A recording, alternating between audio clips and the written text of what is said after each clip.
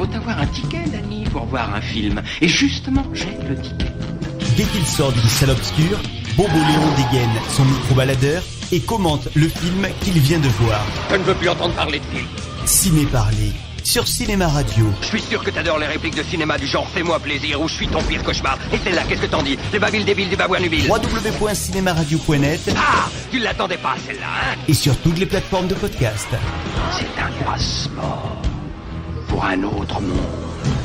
Bonjour, bienvenue dans cet épisode de Ciné Parler. Aujourd'hui on va parler de Cassandro the Exotico de Marie Lozier.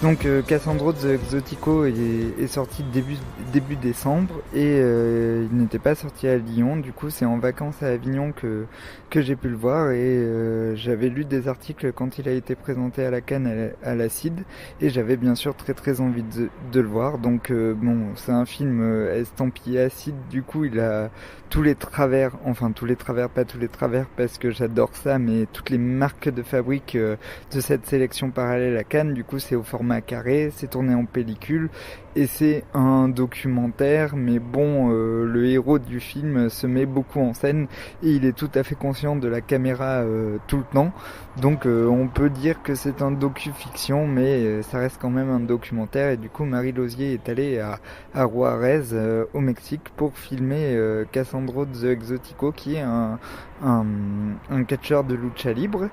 Et du coup c'est un documentaire 1h15 sur la fin de sa carrière en fait, parce que Cassandro va arrêter de catcher. Et donc c'est un film très touchant parce que il a le corps démonté comme tous les catcheurs et il nous montre ses radios. On voit l'amitié qu'il a avec les autres lutteurs et Cassandro a la particularité d'être gay et d'avoir permis à la communauté LGBT mexicaine de s'exprimer, de ne plus être ridicule sur le ring en fait, parce que l'imagerie queer des exoticos existait avant. Mais lui, il a un peu rendu sérieux le fait qu'il y ait des catcheurs queer sur le ring. Du coup, c'est un film avec une imagerie très gaie. J'ai lu dans ce film que c'était un peu le Liberace de la lucha libre et ça fait un peu ça. Donc, on le voit dans sa maison, longuement dans sa maison. Avec une imagerie mexicaine très kitsch, on se croirait chez la mère à Titi mexicaine avec plein de vierges de Guadalupe, plein d'images de catch mexicain. C'est vraiment très beau. Et aussi il y a toute la relation avec son père. Il y a une scène de barbecue avec son père très belle où il dit que au début son père n'a pas accepté son homosexualité et que quand c'est devenu une star, son père a accepté son homosexualité. Et ça, c'est vraiment très beau et c'est vraiment un film sur l'émancipation et le rituel. Par exemple, à un moment donné, Cassandro va se recueillir sur la tombe de sa mère. Et il y a des mariachis qui jouent autour de lui une musique, mais ils n'ont pas un look de mariachi avec un sombrero, tout ça, ils sont très simples. À un moment donné aussi, il y a une procession de Cassandro qui enterre son personnage de catcheur et c'est très beau. En fait, c'est surtout un film sur le rituel et sur le passage et la transmission. Alors il y a des passages un peu plus terribles où Cassandro retourne dans la ville où il était en pension enfant et où il raconte qu'il s'est fait violer quand il était enfant. Ça c'est un peu plus dur, mais voilà, le film reste quand même assez joyeux et très positif. Et voilà quoi, c'est un film magnifique. Si vous aimez le catch mexicain, vraiment allez le voir parce que c'est un film qui va vous plaire. Après, moi j'ai quelques réserves sur la forme. Le fond, je l'ai trouvé génial et Cassandro, je l'ai trouvé magnifique. À chaque fois qu'il parle à la caméra, c'est génial. À chaque fois qu'il se prépare, on voit qu'il en fait trop. Et je trouve ça trop beau qu'il ait tout à fait conscience de la caméra et qu'il y ait un jeu qui s'instaure entre lui et la réalisatrice. Mais par contre Marie Lozier, je trouve que des fois elle fait un peu trop artiste. Alors elle avait déjà réalisé un film sur deux performeurs new-yorkais que je n'avais pas vu mais que j'aimerais beaucoup voir. Et on voit qu'elle vient du milieu de l'art contemporain et du coup des fois on voit qu'elle fait exprès un peu d'abîmer la pellicule, que voilà, elle a tourné en pellicule au lieu de tourner en numérique. Ça aurait été plus simple pour elle de tourner en numérique. Elle filme aucun match comme on aimerait qu'il soit filmé comme à la télévision, mais elle les filme toujours au bord du ring entre les filets. Et bon, cette vision un peu arty, un peu artistique dans un musée d'art contemporain, ça va.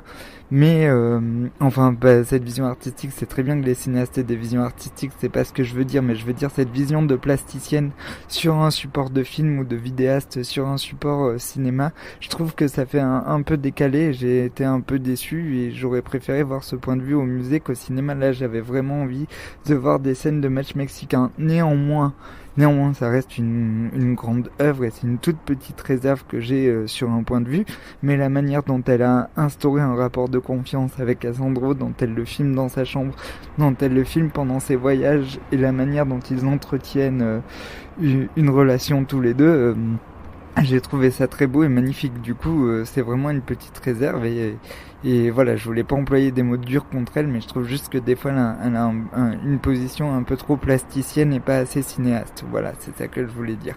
Bon, vous l'aurez compris, j'ai beaucoup aimé Cassandro The Exotico. S'il passe à côté de chez vous, courez le voir.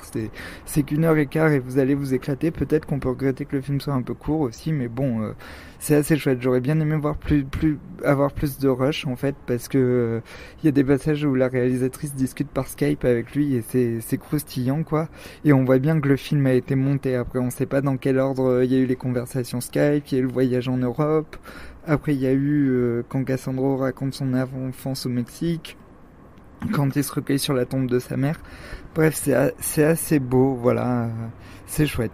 Bon, voilà, à un moment donné aussi, il est avec El Santo, c'est trop cool, voilà. Vous l'aurez compris, je vous conseille d'aller voir ce film. J'espère que cet épisode de Ciné Parler vous a plu. Vous pouvez m'écouter sur Cinéma Radio, sur iTunes et sur Deezer et sur YouTube et sur toutes les plateformes de téléchargement. Je vous laisse, je vous dis à bientôt, ciao ciao. Il faut avoir un ticket, Danny, pour voir un film. Et justement, j'ai le ticket. Dès qu'il sort d'une salle obscure, Bobo Léon dégaine son micro-baladeur et commente le film qu'il vient de voir. Je ne veux plus entendre parler de film. Ciné Parler, sur Cinéma Radio. Je suis sûr que t'adores les répliques de cinéma du genre « Fais-moi plaisir » ou « Je suis ton pire cauchemar ». Et celle-là, qu'est-ce que t'en dis? Les bavilles débiles du babouin nubile. www.cinemaradio.net. Ah, tu l'attendais pas celle-là, hein? Et sur toutes les plateformes de podcast. C'est un passeport pour un autre monde.